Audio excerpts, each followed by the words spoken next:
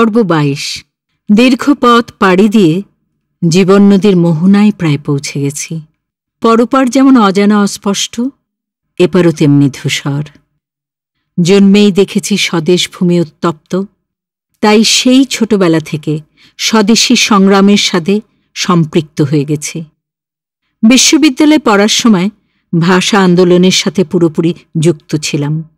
বিশ্ববিদ্যালয় ও তার বাইরের ভলেন্টিয়ারদের দিয়ে স্কোয়াড গঠন করে পুরনো ঢাকার শাঁখারীবাজার, ঠাটারীবাজার, সুরিটোলা, শুক্রাবাদ, জিঞ্জিরা ও নারায়ণগঞ্জ বন্দর এলাকা জুড়ে জনগণের মধ্যে শোষণমুক্ত সমাজ গড়ার কাজে সবাইকে উদ্বুদ্ধ করেছে। বিশেষভাবে মুসলিম লীগের বিরুদ্ধে গণতান্ত্রিক যুক্তফ্রন্টের প্রার্থীদের সপক্ষে প্রচারপত্র বিলি, সভা ও সমাবেশ করেছে। তখন আর আমার বিশ্ববিদ্যালয়ে আবাসে থাকার অনুমতি নেই। প্রায়ই থাকতে হতো টিকাটুলিতে নূরজাহান আপার বাড়িতে। তিনি তখন ছিলেন যুক্তফ্রন্টের প্রার্থী মুসলিম লীগের প্রবল পরাক্রান্ত বেগম শামসুন্নাহার মাহমুদের বিরুদ্ধে। এর আগে আমার ফাইনাল পরীক্ষার সময় ফিজিক্সের কামরুনদের বাড়ি র্যাঙ্কিন স্ট্রিটে ছিলাম। বিশ্ববিদ্যালয় আবাস ছাড়ার কঠোর আদেশ আসার পর আমি গিয়ে উঠলাম সরকার বিরোধী আমার সকল কাজের পুরোধা রাইসা আপার বাসায়। উচ্চপদস্থ সরকারি কর্মকর্তার গৃহিণী হয়েও রাইসা হারুন কমিউনিস্ট পার্টির একনিষ্ঠ সমর্থক ও নিমগ্ন স্বেচ্ছাসেবক ছিলেন। যথাসময়ে মুসলিম লীগের ভরাডুবি হয়, যুক্তফ্রন্ট জয়ী হয়। কেন্দ্রীয় সরকার ৯২-এর ক ধারা জারি করে মন্ত্রিসভা ভেঙে দেয়। সারা দেশে তখন প্রবল বৃষ্টি আর বন্যা শুরু হয়। তারই মধ্যে বাজল আমার বিয়ের বাজনা। পাত্র শামসুল হুদা কানু, তার বড় ভাই পাকিস্তানের প্রথম ব্যাচের সিএসপি AKM মুসা, যার কর্মস্থল তখন পশ্চিম পাকিস্তানের নবাবসাতে। তিনি সেখানকার ডিসি তখন। বিখ্যাত অভিনেতা গোলাম মোস্তফা তার সেজ ভাই। কানু নবাবসাতে সরকারি কলেজে রাজনীতির অধ্যাপক হিসেবে কর্মরত। অল্প কিছুদিনের ছুটি নিয়ে ঢাকায় এসেছিলেন। বিয়ে করে ৩ দিনের মধ্যে তাকে কর্মস্থল ফিরে যেতে হবে। আমার সেজ বোন জেরিনা খাতুন ময়মনসিংহ থেকে প্রায় সাঁতার কেটে এলেন। বড় দুলাভাই সাংবাদিক ফকির জানাব আলী ঢাকার আজাদ পত্রিকার বার্তা সম্পাদক, ভাগ্যিস ঢাকায় ছিলেন। ফরিদাবাড়ি মালিক, তার বোন বাসিরা, রাইসা আপার বাসায় এলেন সবাই আমার বিয়ে উপলক্ষে। বিশেষ করে তার ভাই সৈয়দ হাশেম, যে আমাকে নেতাজি বলে সম্বোধন করত। নূরজাহান মোর্শেদ আপা, আন্ডারগ্রাউন্ড নেত্রী বোরখাবৃত জুইফুল রায় আর আমার চিরস্নেহের সংগ্রামী নেত্রী কামরুন নাহার লাইলি উপস্থিত ছিলেন এই অনাড়ম্বর আয়োজনে। অগাস্ট ১৯৫৫ সালে শুভদৃষ্টির সময় রেডিওতে বেজেছিল, মোর প্রিয়া হবে এসো রানী, দেব খোঁপায় তারার ফুল। ঠিক তাই হল। তারার আর গাছের ফুলে বিয়ে সম্পন্ন হল। দাদা মুসা সাহেব আর তার স্ত্রী লাকি ভাবি অল্প স্বল্প বস্ত্রালঙ্কার এনেছিলেন। তা দিয়ে কন্যা সাজিয়ে ওরা নিয়ে গেলেন রমনা রেস্ট হাউসে। সেখানে প্রথম রাত। দ্বিতীয় দিনে লাকি ভাবির বাপের বাড়ি উমেশ দত্ত রোডের বাসায়। তৃতীয় দিন বর কনে রওনা হল করাচি তথা নবাবশাহ শহরের উদ্দেশ্যে। আমি তখন খুলনাতে করোনেশন স্কুলে কর্মরত ছিলাম। ছুটি নিলাম ১ মাসের। এর মধ্যে আমাকেও কাজে ফিরতে হল। সে গরমের ছুটিতে খুলনা এলে একদিন ও ১ রাত তাকে নিয়ে হোস্টেলে রইলাম। পরে একদিন বাগেরহাটে আমার বোনের বাড়ি, আর খুলনায় ফিরে ২ দিন তার পরম বন্ধু ঝুনু ভাইয়ের বাড়িতে ছিলাম। পরদিন পিআইএ টেক অফ করল তাকে নিয়ে, আর আমি চলে গেলাম আমার গন্তব্যে। যোগাযোগ আকাশপথে পত্রালাপের মাধ্যমে। পরের ছুটিতে আমি গেলাম সেখানে ডিসি দাদার বাড়িতে। এবার একটানা মাসখানেক ছিলাম সেখানে। কানু অত্যন্ত গুণী মানুষ, বিদ্বান, কিন্তু আমার সাথে তার জীবনাচরণে, দর্শনে মিল হল না। তার বনলতাকে সে তখনও ভুলতে পারেনি। মনের সেই মন্দির কলুষিত হল আমার প্রতি ঘৃণায়। ছুটি ফুরালে পূর্ব বাংলায় চলে এলাম। তবু আবার গেলাম তার কাছে পরের এক ছুটিতে। সে তখন তার একমাত্র বোন রিজিয়ার বাসায় হায়দ্রাবাদে থাকে আর কলেজের অধ্যাপনা করে। কয়েক সপ্তাহ ছিলাম। কিন্তু অবস্থার কোনো পরিবর্তন হলো না। একদিন প্লেনের একটা টিকিট হাতে দিয়ে আমাকে ড্রাইভার আর বোনের শিশুপুত্রের সঙ্গে এয়ারপোর্টে পাঠিয়ে দেওয়া হলো। সেই শেষ আশা। কিছুদিনের মধ্যে প্রকাশ পেল সন্তানের অস্তিত্ব। ওই তরফ থেকে ডাক্তার বন্ধু ঢাকায় এলেন সন্তান অপসারণ সহায়তার জন্য। আমি রাজি হইনি।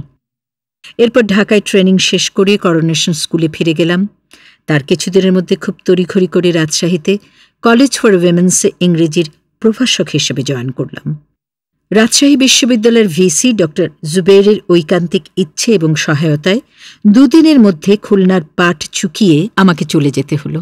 সেখানে অধ্যক্ষ হিসেবে পেয়ে যাই জনাব ওসমান গনিকে, যার স্নেহাশিস ও নির্দেশনায় আমার শিক্ষকতা জীবন বাধাহীনভাবে চলতে থাকে।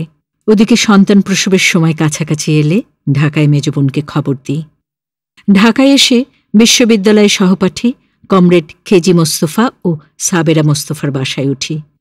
যথাসময়ে বাংলাবাজার রেড ক্রস ম্যাটার্নিটিতে আমার মেয়ে প্রজ্ঞালাবনীর জন্ম হয় কমরেড তুবা খানমের সুদক্ষ হাতে। আমার সার্বক্ষণিক দেখভাল করবার দায়িত্বে আরও ছিল সাবেরার ভাই বাংলা একাডেমির প্রাক্তন মহাপরিচালক আবু হেনা মোস্তফা কামাল। এই দুই পরিবারের কাছে আমার ঋণের শেষ নাই। বাচ্চা হবার পর পিতার পক্ষের কারো সাথে তেমন যোগাযোগ হয়নি। ভয় ছিল ওরা যদি বাচ্চা নিয়ে যায়। ৫-৬ বছর ধরে বলতে গেলে ওদের কাছ থেকে লুকিয়েই ছিলাম। তবে আমি আমেরিকায় থাকাকালীন ওর ছোট চাচা আবু আহমেদ আবদুল্লাহ আর তার বন্ধুরা আমার মেজ বোনের বাড়িতে এসে ওর সাথে দেখা করে যেত। দেশে এসে মনে হলো পিতৃকুলের সাথে মেয়ের পরিচয় থাকা দরকার। বড় ভাই মুসা সাহেব এবং ছোট ভাই চুন্নুর সাথে কম বেশি আমার যোগাযোগ সবসময় ছিল। আমেরিকা থেকে ফিরে আমরা কোয়ার্টার পাই নীলক্ষেত বাসভবনে ২৪ জিতে। সেখানেই আমার বঞ্ঝি পলার সাথে বিয়ে হয় ঢাকা বিশ্ববিদ্যালয় চিকিৎসা কেন্দ্রের প্রধান চিকিৎসক ড মোহাম্মদ মর্তুজার ১৯৬৭ সালে ২৩ এপ্রিল। লাবণী ভীষণ রুগ্ন ছিল, ছেলেবেলায় খুব অসুখে ভুগত। ডাক্তার সাহেব নিয়মিত আসতেন মেয়েকে দেখতে আর আমাকে কটাক্ষ করে বলতেন যে আমি আহ্লাদ দিয়ে লাবণীকে নষ্ট করেছি। হয়তোবা তাই। পলা সর্বক্ষণ লাবণীর প্রতিপালনে ব্যস্ত থাকত। সম্পূর্ণভাবে তাকে নিজ সন্তানের মতো লালন পালন করেছে। আইয়ার, সেমিনার, সভা সমিতি, স্কুল কমিটি, পুরস্কার বিতরণ, কমরেডদের সাথে দেখা সাক্ষাৎ, লেখালেখি ও প্রকাশনা করে আমার সময় কেটে যেত। মাঝে মধ্যে বিদেশেও গেছি পলার কাছে লাবণীকে রেখে। এইভাবে জীবননদী মহাকালের পাথর কেটে কেটে সমতলে চলছিল। এর মাঝে শূন্যে উদ্যান মানে ছাদে বাগান করেছে। রামপুরার জমিতে ধান চাষ করে ইউনিভার্সিটির আবাসের ছাদে ধান শুকানো, আরও কত কি সমাজসেবা, বন্ধুসঙ্গ, সমবায় সমিতি, কেনেল ক্লাব, অতিথি সেবা, সেলাই, রান্না, বাজার সবই চলেছে একসাথে। বিয়ের প্রস্তাব এসেছে অনেকবার, কিন্তু কন্যার কথা ভেবে তাতে কান দিইনি। তবে মন দেওয়া নেওয়া করিনি অনেক, মরিনি হাজার মরণে, সে কথা হলপ করে বলতে পারি না। ডক্টর মোহাম্মদ মর্তুজাকে ১৯৭১ সালের ১৪ ডিসেম্বর তার নিজ ফ্ল্যাট ১৪ ফুলা রোড থেকে ধরে নিয়ে আলবদর বাহিনী হত্যা করে। ৪ জানুয়ারি ১৯৭২ তাঁর মৃতদেহ অন্যান্য শহীদদের সাথে মিরপুরের গণকবর থেকে উদ্ধার করা হয়। পরে ঢাকা বিশ্ববিদ্যালয়ের মসজিদের পাশে তাদের সমাহিত করা হয়। তাঁর মতো এমন জ্ঞানী, বিচক্ষণ, নির্মোহ, পরোপকারী মানুষ আমি আর কখনো দেখিনি। আমেরিকা থেকে আনা আমার মরিস মাইনার গাড়িখানা ঢাকা খ ৩০৭৫ তিনিই চালাতেন পুরো মুক্তিযুদ্ধের সময় জুড়ে। তার হত্যার পর আমি গাড়িটা বিক্রি করে দিই। তার আগে অবশ্য আমার বোনপো মনুই চালাতো গাড়িটা। ২৭ মার্চের সকালে কারফিউ উঠলে মনু আর টুলু পায়ে হেঁটে নৌকায় চড়ে ঢাকা থেকে মংলা চলে যায় নিজেদের প্রাণ হাতে নিয়ে। সেখানে রুদ্র মোহাম্মদ শহীদুল্লাহদের বাসায় আশ্রয় নেয় কিছুদিন, পরে ফিরে যায় বাদেকারাপাড়াতে নিজেদের গ্রামের বাড়িতে। ১৯৭১ সেই ভয়ঙ্কর সময় ২৫ মার্চের রাতে আমি ছিলাম নীলক্ষেতে।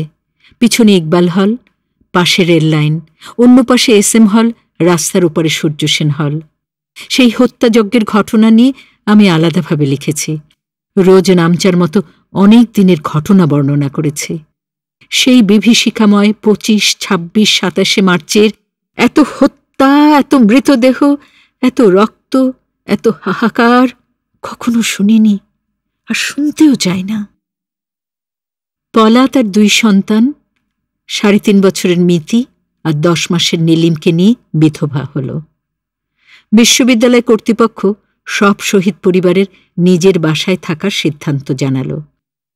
14 ফুলার রোডে ওদের বাস, আর আমি বাসা পেলাম 15H-এ। মিতি আর নীলিমকে যতটা পেরেছি সঙ্গ দিয়েছি, শিশুমনের ব্যথা বুঝবার চেষ্টা করেছি, গল্প, খেলা, হাসি, গানে ওদেরকে ব্যস্ত রাখার চেষ্টা করেছি আপ্রাণ। ছোট নীলিম একবার খুব কৌতূহলী হয়ে আমাকে জিজ্ঞেস করল, দাদু, তুমি ছেলে না মেয়ে? আমি বললাম, তুমি বলো।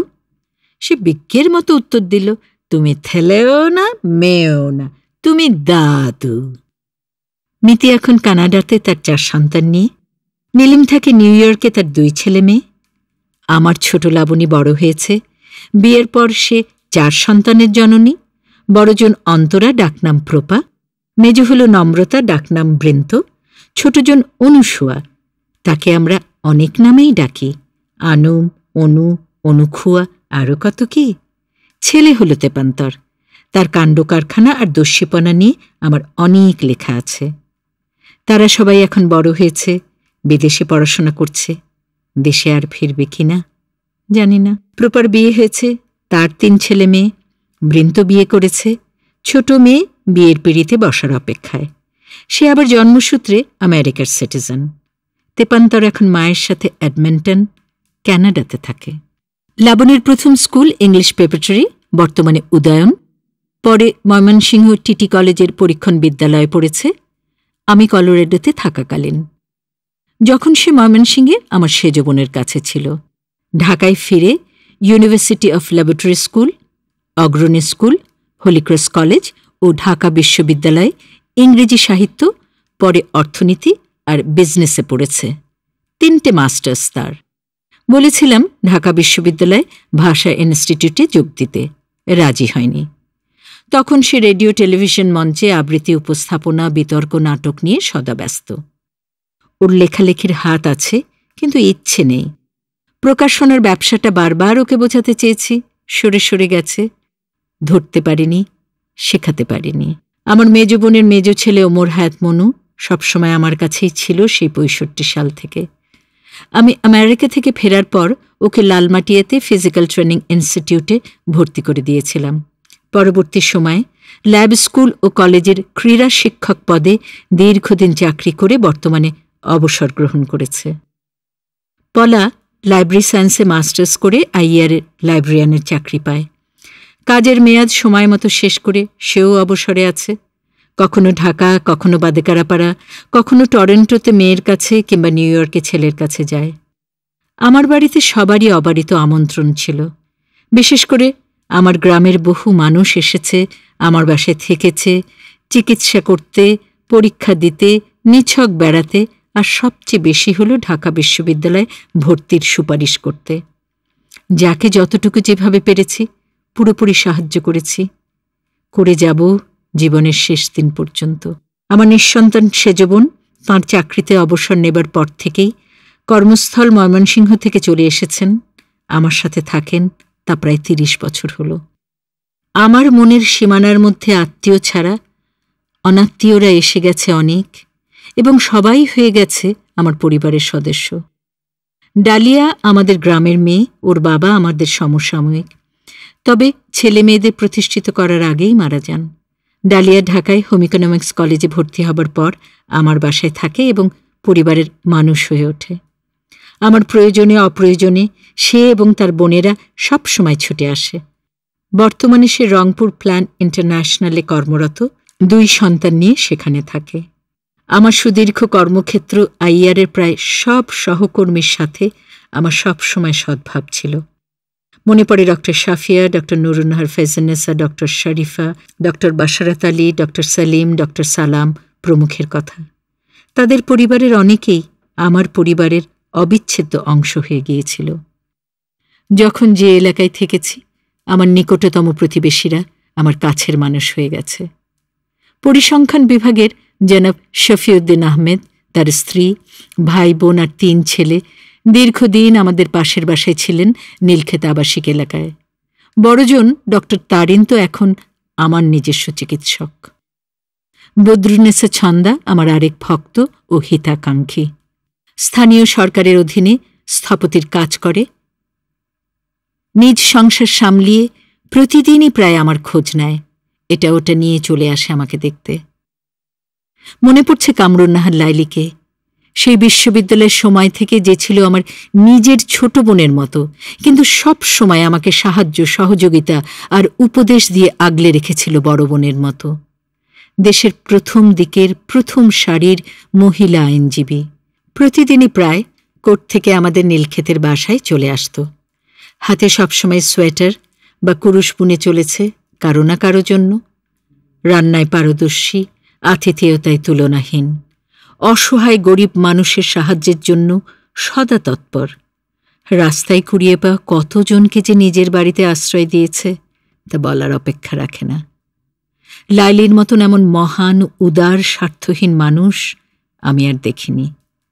পার্টির কমরেড আনোয়ার জাহিদের সাথে তার বিয়ে হয় জেলখানার মধ্যে। টানাপোড়েনের মধ্য দিয়ে 2 সন্তান সোমার অন্তুকে নিয়ে লাইলি পরে একাই ছিল, কিন্তু তীব্র অভিমানে নিজের শরীরের উপর অবিচার অত্যাচার করে বলা যায় তিলে তিলে নিজেকে শেষ করে দিল। মাত্র 49 বছর বয়সে 1984 সালে লাইলি মারা যায়। পিরোজপুরে তাদের পারিবারিক কবরস্থানের ডুমুর তলায় সে এখন চিরনিদ্রায় শায়িত। আশা করি চিরশান্তিতে আছে সে। বীরোত্তম ভাষা সৈনিক গাজীউল হক আমাদের গাজী ভাই। খুব কাছের মানুষ সম্পর্কে খুব বেশি কিছু বলা সত্যিই কঠিন। ভাষা আন্দোলনের সেই উত্তাল দিনগুলোতে অবিসংবাদিত নেতা গাজী ভাই তো আমাদের অস্তিত্বের সঙ্গে মিলেমিশে একাকার হয়ে আছেন। তিনি একটা প্রতিষ্ঠান, একটা বাতিঘর, একটা সাইক্লোন, আন্দোলনের তিনি এক জ্বলন্ত মশাল। 51 মাঝামাঝিতে ঢাকায় এসে বিশ্ববিদ্যালয়ে ভর্তি হয়ে দেখি বিক্ষুব্ধ ছাত্র সমাজ। বিশ্ববিদ্যালয়ের উত্তেজিত রণভূমিতে গাজী ভাইকে পেয়েছি ভাষা ক্রুসেডের গাজী রূপে। মাতৃভাষা বাংলার অস্তিত্ব রক্ষায় নিজ ভাষাকে অন্যতম রাষ্ট্রভাষার মর্যাদা দেবার মহাসংগ্রামে সদা তৎপর, নিবেদিত প্রাণকর্মী তথা আমাদের নেতা হিসেবে তাঁকে পেয়েছি। একবার মনে হয় ফেব্রুয়ারির মাঝামাঝিতে মিছিলের পথে রোদগলা পিচে আমার খালি পা পুড়ে গিয়েছিল। গাজী ভাই আমাকে অ্যাম্বুলেন্সে তুলে দিয়েছিলেন। 21-এর মহাসংগ্রামে দেখেছি তার অগ্নিবর্ষী চেহারা। ভাষার সংগ্রামে, ভাষা বাঁচাবার মহাসমরে তার সাথে এগিয়ে গেছি আমরা। সেই সমরনায়ক আমাদের গাজী ভাই ভাষা আন্দোলন তথা বাংলাদেশের ইতিহাসে চিরকাল অমর হয়ে থাকবেন। ইহলোক ত্যাগ করে যেখানেই তিনি থাকুন না কেন, তাকে জানাই আমার অজস্র অভিবাদন ও সালাম। মনে পড়ে 1971 সালের 27শে মার্চ কারফিউ ওঠার পর সেই সকালবেলায় ব্যারিস্টার মোস্তফা কামাল, আমার বন্ধু হোসনে আরা কামাল ভিনার স্বামী, তার গাড়ি নিয়ে আমাদের নীলক্ষেতের বাসায় এসেছিল। ঠিক যেন ঈশ্বর প্রেরিত কোনো দেবদূতের মতো আমাদের উদ্ধার করতে সেই ভয়ার্ত কালরাত্রির মৃত্যুপুরী থেকে। তার গাড়িতে করে আমি, লাবণী, বঞ্জি, মলি, ডাক্তার সাহেব পলা ওদের 2 সন্তানকে নিয়ে গ্রিন রোডে আমার আরেক পরমাত্মীয় রকিব হোসেনের বাসায় আশ্রয় নিই। আমাদের 11D ফুলার রোডের বাসায় মামাতো বোন বুলুর বিয়ে হয় সৈয়দ নাজিমুদ্দিন হাশেমের সাথে 1963 সালে। তিনি করাচি বেতারে সাংবাদিক হিসেবে কর্মরত ছিলেন। যখন কোণে সাজানো হচ্ছিল, জানলার পাশের গাছ থেকে পাখি ডেকে উঠেছিল বউ কথা কও বলে। এই বাড়িতেই প্রখ্যাত চিকিৎসক ডক্টর নুরুল ইসলামের বিয়ের সময় কনেপক্ষের নিবাস ছিল। সহপাঠী আনোয়ারাকে এখান থেকেই বউ সাজিয়ে বিয়ের ভেন্যুতে নিয়ে যাওয়া হয়। এনজিওতে চাকরিরত মর্জি সেই 2012 সাল থেকে বলা যায় ছায়ার মতো আমার সাথে থাকছে। আমাকে ডাক্তারের কাছে নেওয়া, কোনো অনুষ্ঠানে যাওয়া এবং আমার লেখার কাজে সাহায্য করা একাধারে সব করে চলেছে। গত কয়েক বছর ধরে ডান হাতটা স্থির থাকছে না, তাই মর্জিকে ডিকটেশন দিই আর ও লিখে দেয়।